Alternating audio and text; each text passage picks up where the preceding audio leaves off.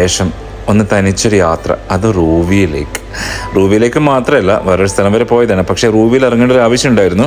പിന്നെ നട്ടുച്ചയും നല്ല വിശപ്പും നേരെ നമ്മുടെ അൽഫ റെസ്റ്റോറൻറ്റിലേക്ക് കയറി. റൂവിലെത്തി കഴിഞ്ഞാൽ ഞാൻ ഏറ്റവും കൂടുതൽ പോകുന്ന റെസ്റ്റോറൻ്റാണ്.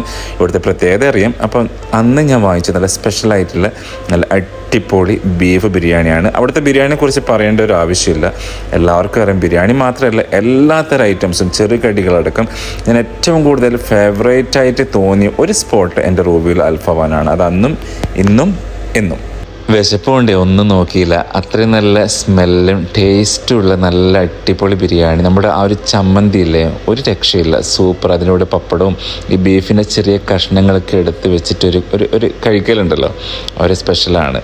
പിന്നെ പ്രത്യേകിച്ച് എന്ന് വെച്ച് കഴിഞ്ഞാൽ അവിടുത്തെ എനിക്ക് ഏറ്റവും കൂടുതൽ നന്നായിട്ട് തോന്നുന്നത് അവരുടെ ആ ഒരു നമ്മൾ പോയി കഴിഞ്ഞാൽ ഉണ്ടായിരുന്ന ആ ഒരു കസ്റ്റമേഴ്സ് ആയിട്ടുള്ളൊരു സംഭവമില്ലേ, അതാണ് ഈ ചിക്കനിൽ ഇത്